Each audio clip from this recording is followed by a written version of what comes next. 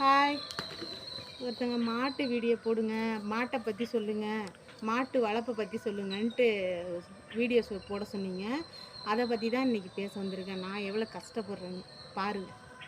மாட்டுக்கு வந்துட்டு மாடு வளர்க்குறது ரொம்ப ஈஸி கிடையாது. அதை வளர்க்கணுன்னா அவ்வளவு பாடுபடணும். ஆனால் லாபமே இருக்காது. பால் மட்டும் குடிச்சிக்கலாம், அவ்வளோதான். வீட்டுக்கு வாலாட்டி ஒன்று இருக்கணும் அப்படிம்பாங்க. அதுக்காக நான் வச்சிருக்கிறேன். என்னடா பின்ன அது பிள்ளைங்களையும் சமாளிச்சுக்கிட்டு இந்த மாடும் ஒரு புள்ள தான். அதையும் நான் மேய்ச்சிக்கிட்டு எல்லாம் இறங்குடா. பார்த்தீங்களா எதில் போய் ஏறி இருக்கான் பாருங்க.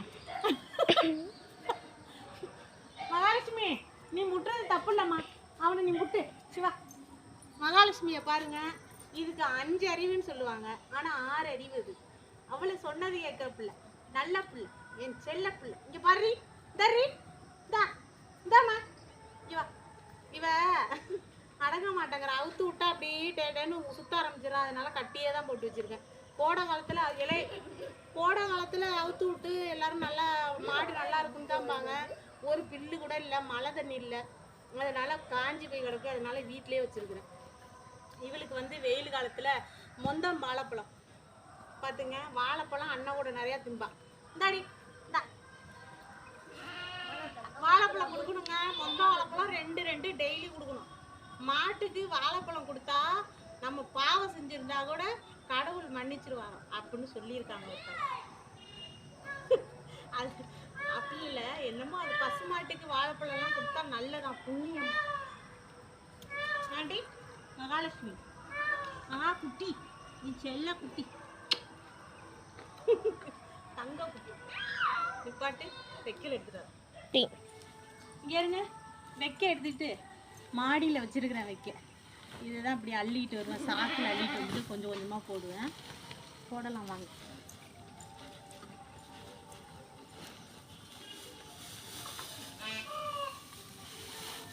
கொஞ்சம் கொஞ்சமாக தான் போடணும். இருக்குன்னு அள்ளி கொட்டினான்னு வச்சுங்க, நல்லா வதக்குன்னு விட்டு மிதித்து நிறைய வைக்கல குப்பையில் கொட்ட வேண்டியதான். அதனால் கொஞ்சம் கொஞ்சமாக போட்டு அது திங்க கொஞ்சம் கொஞ்சமாக போடு. இறக்காது.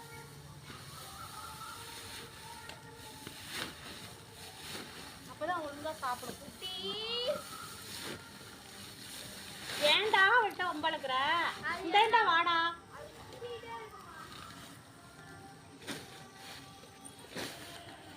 மாட்டுக்கு நல்லா வாழைப்பழம் கொடுங்க. வாரம் 2-3 நாள் கூட குளிப்பாட்டலாம். பாலே கறக்க மாட்டேங்குது. வெயிலில் பால் இருக்காது, கறக்கிற மாட்டுக்கு பாலே இருக்காது. அதனால நல்லா கூலிங்காக அதுக்கு பில்லு அந்த மாதிரி பருத்தி கொட்டை சத்தாக கொடுக்கணும், குளிப்பாட்டணும். நம்ம பழம் சாப்பிட்ற மாதிரி தான் அதுக்கும் சாப்பாடு கொடுக்கணும்.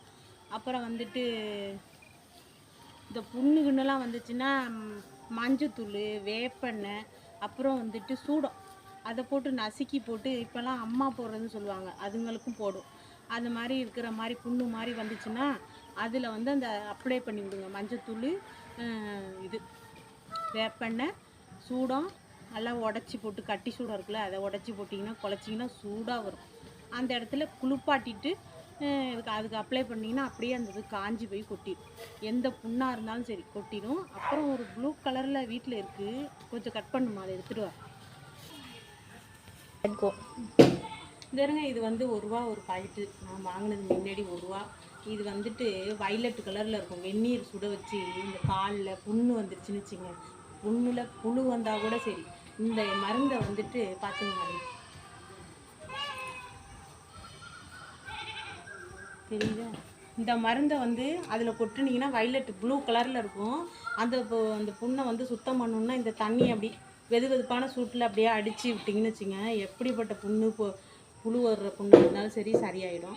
நம்மளுக்கே காலில் சேர்த்து புண்ணு அந்த மாதிரி வந்துச்சுன்னா இதை ஊற்றி கழுவுனா சரியாயிடும். அவ்வளோ ஒரு நல்ல மருந்துங்க. இது 1 ரூபா தான், இதன் விலை 1 ரூபா. அப்புறம் உண்ணி சோப்பு போட்டு தான் நான் குளிப்பாட்டுவேன். அப்புறம் வந்துட்டு உண்ணியெல்லாம் இருக்காது என் மாட்டுக்கு, அவளை க்ளீனாக வச்சுக்குவேன். மாட்டு வீட்டெலாம் க்ளீனாக வச்சுருக்கேன்.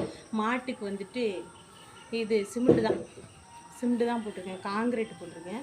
சென மாடாக இருந்தால் காங்கிரீட்டை வளவலன்னுலாம் போடக்கூடாது. மாட்டுக்கு சிமெண்ட்டு வழுக்கும், சாணி அந்த யூரின்லாம் போணுச்சுன்னா வழுக்கும். அதனால் வந்துட்டு அப்பப்போ அது சுத்தம் பண்ணிடணும், நல்லா வச்சுக்கணும். நான் சின்ன இடம்தான், இதில் தான் ஒரு 4 மாடு வச்சுருந்தேன். என்னால் முடியல, 1 மாடு தான் வச்சுருக்கேன். எல்லாத்தையும் விற்றுட்டேன், என்னால் முடியல, பார்க்க முடியல.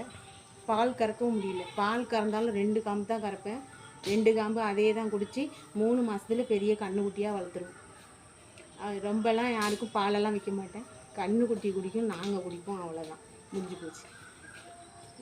அப்புறம் என்னென்னா அவுத்திக்கீரை கொடுக்கணுங்க. இது வெயில் காலத்துக்கு அவுத்திக்கீரை கொடுக்கணும். இவ்வளோ தான் எனக்கு தெரியுங்க மாட்டை பற்றி சொல்லுங்கள். நீங்கள் மாடு நீங்களும் வளங்க. ஏன்னா வீட்டுக்கு வந்து மகாலட்சுமி வீட்டில் இருக்கிற மாதிரி மாடு வளர்த்தா அவ எவ்வளோ கஷ்டம் இருந்தாலும் நல்லா வைக்கும்பாங்க எங்கள் அம்மா சொல்லும். அதனால் வந்துட்டு மகாலட்சுமியை வளங்க, நல்லா சந்தோஷமாக வச்சுங்க, மாட்டை சந்தோஷமாக வச்சுங்க. அப்புறம் வந்துட்டு இன்னொன்று சொல்ல மாட்டேங்க, ஆடு இருக்குது பாருங்கள். ஆட்டுக்கு வந்துட்டு ஏதாவது அரிசி இடிச்சு சாப்பிட்டுட்டுனா அதுக்கு வந்துட்டு உடனே கட்டி போட்டுட்டு தேங்காய் எண்ணெயை ஊற்றி விட்டிங்கன்னு வச்சுங்க, 100 தேங்காய் எண்ணெய் நிறைய வயிறு முட்டை அரிசி சாப்பிட்டுட்டுனா 100 தேங்காய் எண்ணெயை ஊற்றி விட்டு கட்டியே போட்டு சாப்பிடுங்க. அது வாட்ட அசை போட்டு சாணியாக போடும். இல்லைன்னு வச்சுங்க, நீங்கள் பாட்டு தண்ணியை வச்சுட்டிங்கன்னு வச்சுக்கோங்க, வயிறு பலூன் மாதிரி ஊறி செத்துரும், ஆடு செத்து போடும். அப்படி இல்லைன்னா ஓம தண்ணியெல்லாம் ஊற்றுனீங்கன்னு வச்சுங்க, மூக்கில் நெடியிடும். அப்புறம் வந்து ஆட்டுக்கு வயிற்றால் பீச்சிக்கிட்டு அடிக்கும், ஒரே ஆறி தொலையும். அந்த வேலையெல்லாம் வேணாம். இது சாணி விட்டையாக போடணும்னா தேங்காய் எண்ணெய் ஊற்றிட்டு கட்டியே போட்டு கொல்லுங்க. ஒரு நாள் ஃபுல்லாக அது எப்போ திங்குதோ அப்பையிலேருந்து அது சாணியாக போட்டு தள்ளிடும். அப்புறம் நல்லாயிடும். அப்புறமா இனிமேல் யோசிச்சு தாங்க சொல்லணும். ஓகே, பாய். லைக் பண்ணுங்கள், ஷேர் பண்ணுங்கள். உங்களுக்கு தான் இந்த வீடியோ போட்டிருக்கேன், பாருங்கள், கமெண்ட் பண்ணுங்கள்.